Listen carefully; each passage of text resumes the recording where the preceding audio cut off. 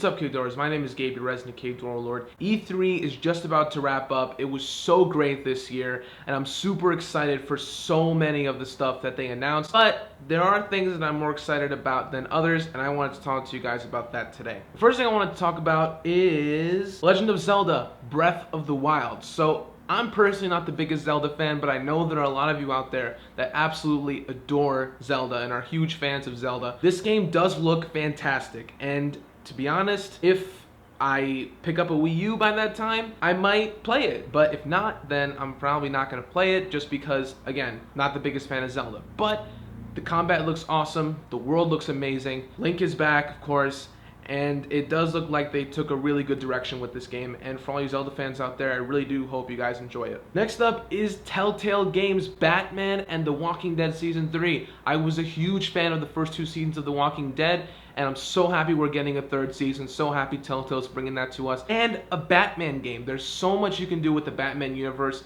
in terms of a non-linear storyline, and that's what Telltale does the best, and I can't wait to play it. Next up is Titanfall 2. I was a huge fan of the first Titanfall game up until its release in 2014, when I wasn't that big of a fan. After I unlocked everything I needed to unlock in the multiplayer, I just sort of drifted away, and it never really came back to me the way I did with other first-person shooters of that year. But it looks like Respawn has answered our prayers and gave us an awesome experience this time around. Hopefully the content matches how awesome the game is. This game, to make it good, needs to have a ton of content, needs to be super fun, and it looks like it's actually having a real campaign this time, which of course is always a plus, so can't wait for Titanfall 2. Next up is Injustice 2. I was not really the biggest fan of the first Injustice. It lasted while it did, you know, in terms of content, and the story was of course fantastic, one of the best we've gotten from a superhero game since the Arkham games, and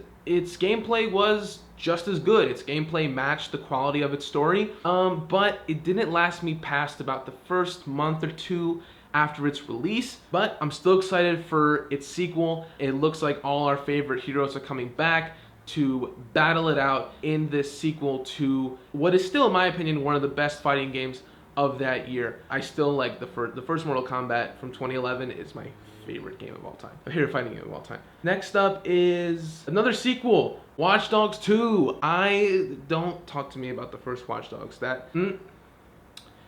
No. But I'm so excited that Watch Dogs 2 actually looks like a real game and not that disgusting thing, that disgusting whatever we got in 2014, because that wasn't a game.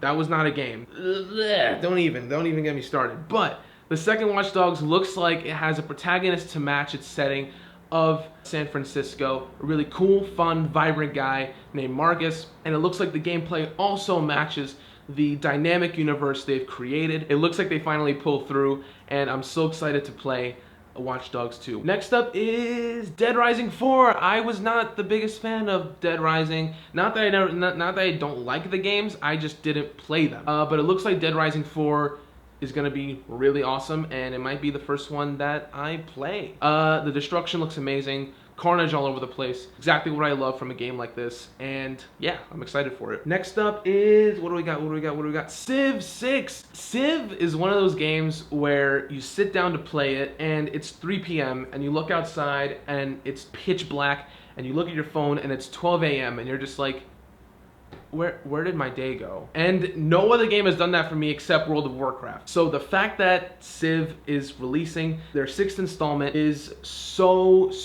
exciting. I hope they bring the same effect they did from Civ 5, that addiction factor. I love it so much. Can't wait for Civ. Next up is For Honor. For Honor was one of the biggest surprises we got of E3 2015, and it looks like Ubisoft is gonna deliver hard on this game. This game looks so cool. From the new combat system they developed, the environments, the maps, the explosions, just everything about this game screams awesome. It's a setting we haven't seen in a very long time, executed in a way we've never seen before. There's gonna be a campaign, awesome multiplayer.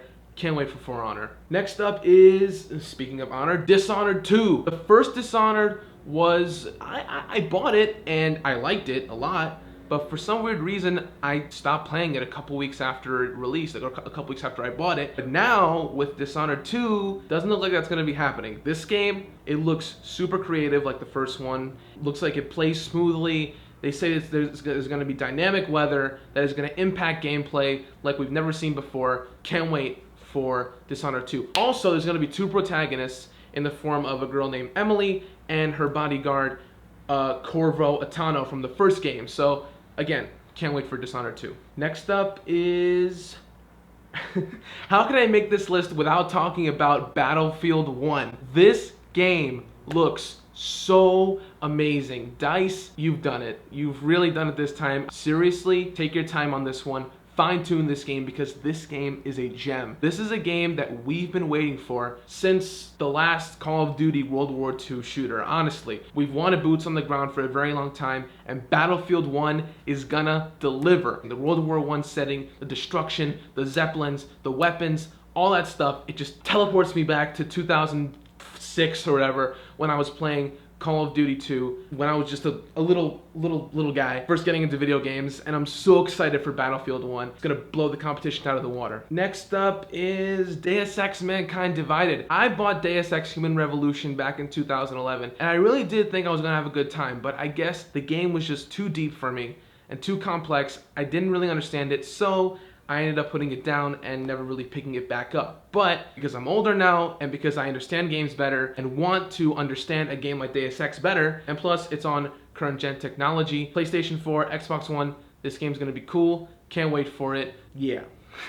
Next up is Horizon Zero Dawn. This game also came out of nowhere for me. I had heard tidbits about this game here and there, but I didn't really know what it was about. Turns out it's set 1,000 years into the future. Humans have been wiped off the earth, and machines are now the dominant force in the universe, and that is like, what?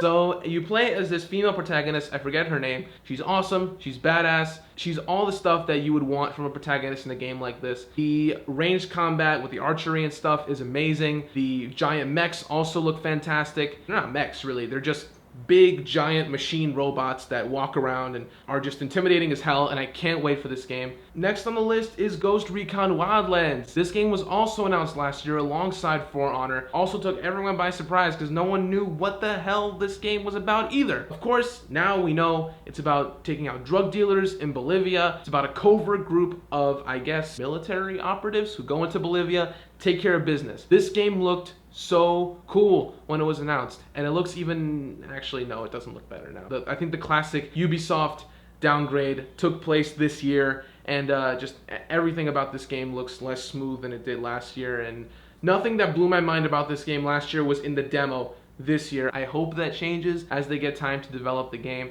The gameplay still looks really cool, and it still looks like they are going to deliver a really amazing game this time around. So I am excited for Ghost Recon Wildlands, even though the demo was not what I expected. Next up is the new God of War game. They're rebooting God of War. Who would have thought? This game, it seems like they're taking a much more involved stance on combat. Looks like combat is gonna revolve much more around Kratos and just controlling his weapons, being hands-on. Looks like it's gonna be right over his shoulder, and you're really gonna be involved in the process of defeating these huge monsters that Kratos is known for taking out, and the God of War is absolutely 100% so good at. It looks like now they're gonna focus on Norse mythology as opposed to Greek mythology. Couldn't have asked for anything cooler. And Kratos has a beard now, so hey, why not? And finally, the last thing that I'm the most excited for this game, South Park, The Fractured Butthole, because it's South Park. As usual, thank you guys so much for watching. If you enjoyed, like, favorite, subscribe, all that good stuff, and I'll catch you guys on the flip.